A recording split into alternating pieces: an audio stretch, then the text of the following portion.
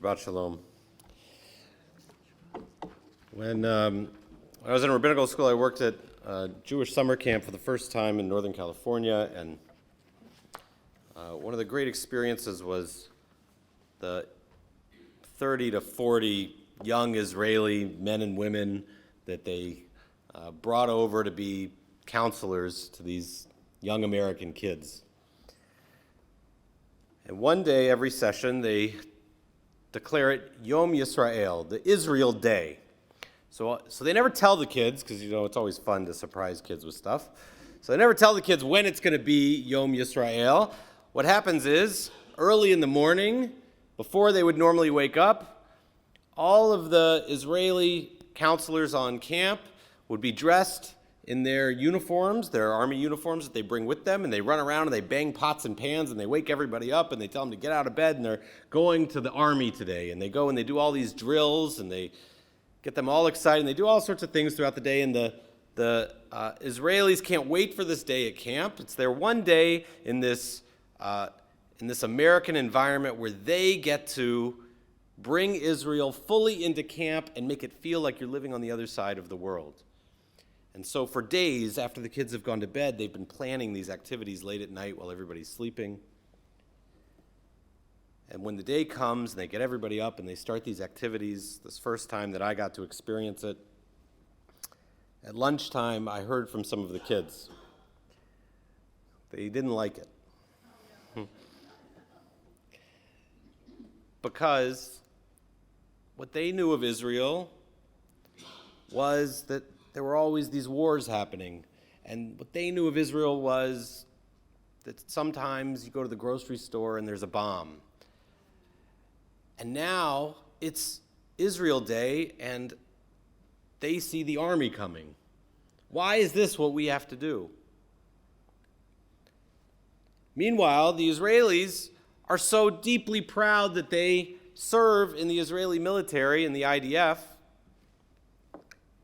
They want to share that pride with these young American kids who have no sense of what it means, more than likely, to serve your country in the military. And why that's such a point of pride for them. And so the message was missed.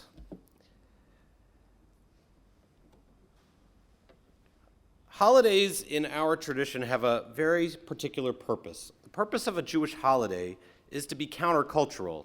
It's to take a day and do something different than what you normally would do. It's to break your daily routine and make you think differently on the days that follow. Hopefully, it'll carry for the whole year. In other words, Yom Kippur is not a day, it's not the only day that we ask for forgiveness, but it's the day where we remind ourselves what it feels like to ask for forgiveness so that the rest of the year, maybe we'll do that a little bit more. The challenge that we had at camp that year was the Israelis thought they were doing something different when actually they were doing something exactly the same. They were coming at the kids and showing them exactly what they thought Israel was every day. And what they needed to do was show them exactly how different Israel is from what they understood. And so I want to do a little bit of that tonight. Too often, we're obsessed with Israeli politics. We're looking at what is blowing up, literally or figuratively, over there in a part of the world that we care deeply about. We're worried about conflict. And not enough are we learning about what's happening in Israel that no one talks about.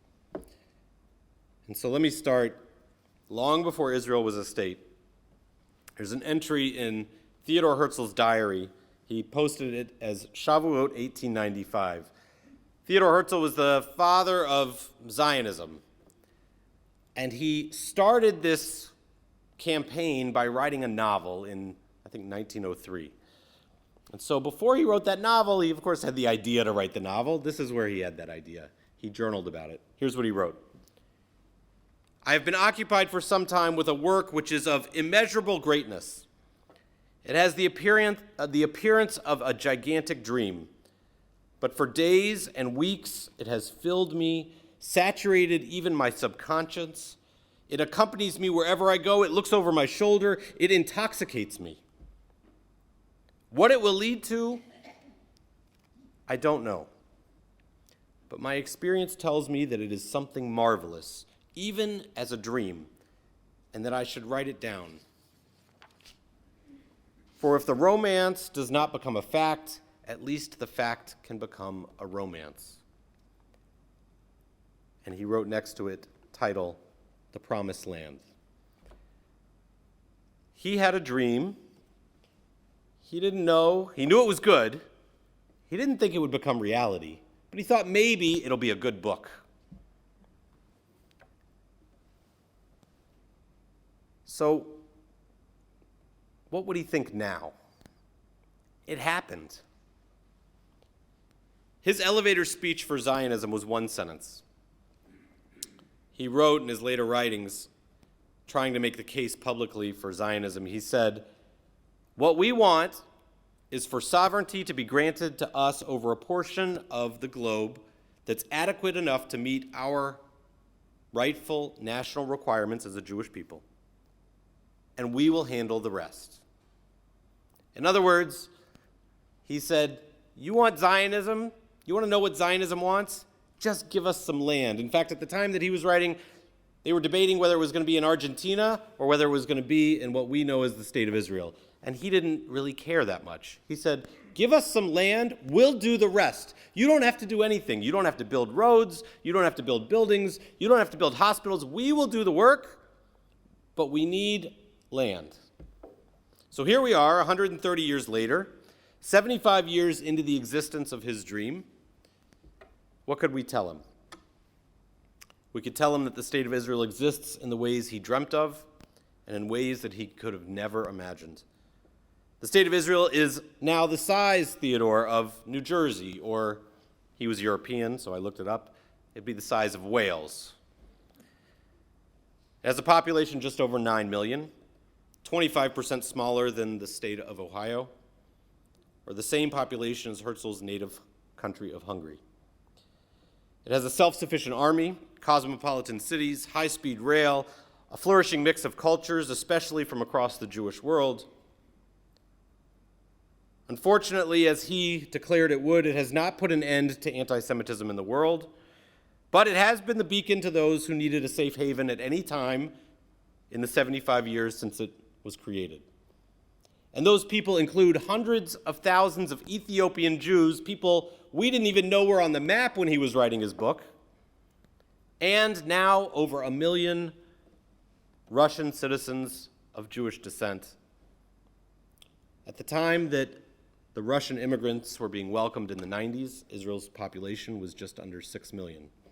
They welcomed 1 million of them. Imagine Ohio welcoming 1 million new immigrants. We'd probably welcome it first. But 1 million new people in a state the size of New Jersey with a smaller population than our own home state. Israel has figured out a way to balance every flavor of Jewish life and create new ones. Ironically, it doesn't operate like a European country that was planted into the Middle East. We saw that happen in all sorts of countries around the Middle East. They essentially became satellites of the country that colonized them. They spoke French. They spoke German. They spoke English.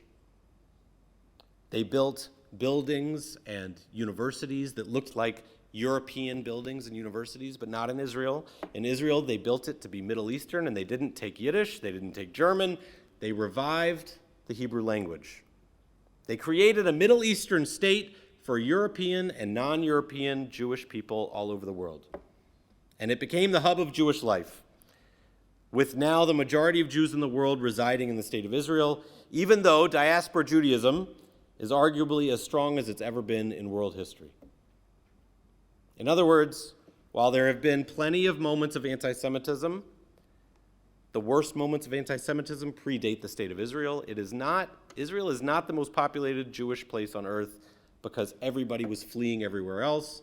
It's the most populated Jewish place on earth because there was something to go there for and leave where you were.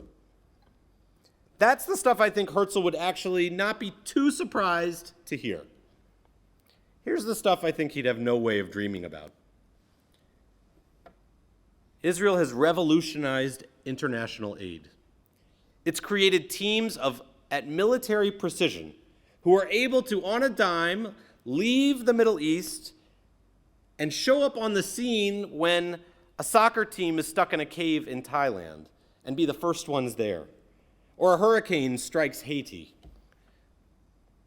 This small country has been able to create teams of people ready to move at any moment for a world crisis.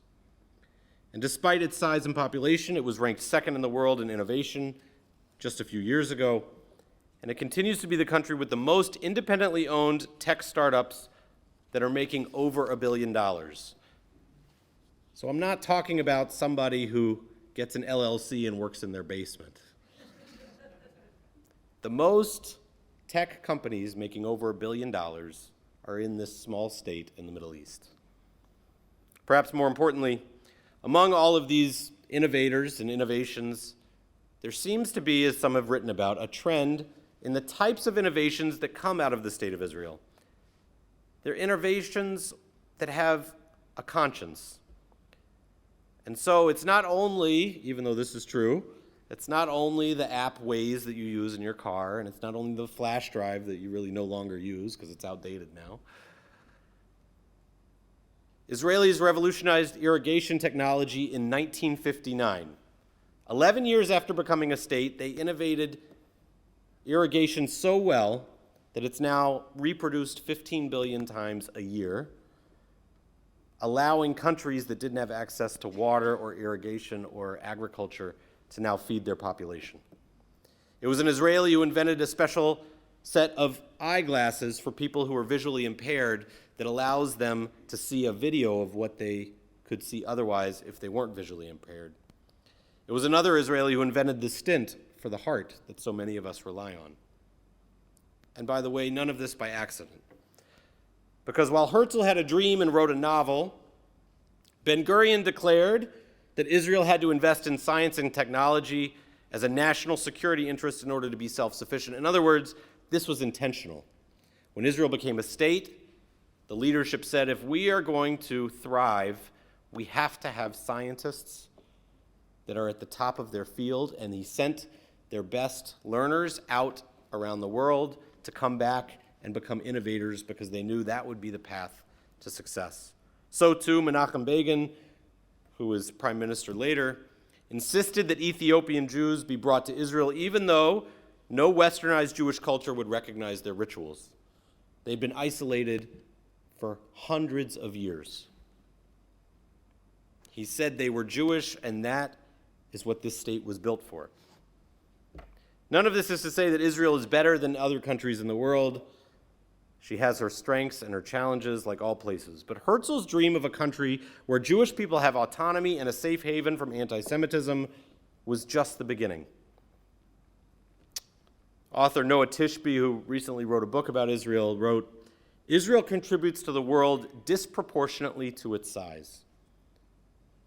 And that's something to be proud of. That was not necessarily Herzl's dream, but that has become Israel's reality. And with all that said, this small country with a population smaller than our own state is still very much in her adolescence.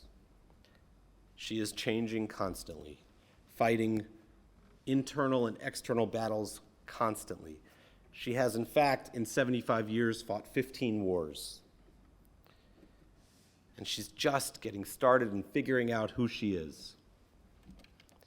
And so, as we celebrate Yom HaAtzmaut this week, we take a day to look at Israel differently than we do otherwise. Not to talk about prime ministers and decisions and courts and protests and conflict, but to say we have to celebrate all that's happening there too, to be proud of a dream that became a reality, to look at all that is happening there that we have to celebrate as a people.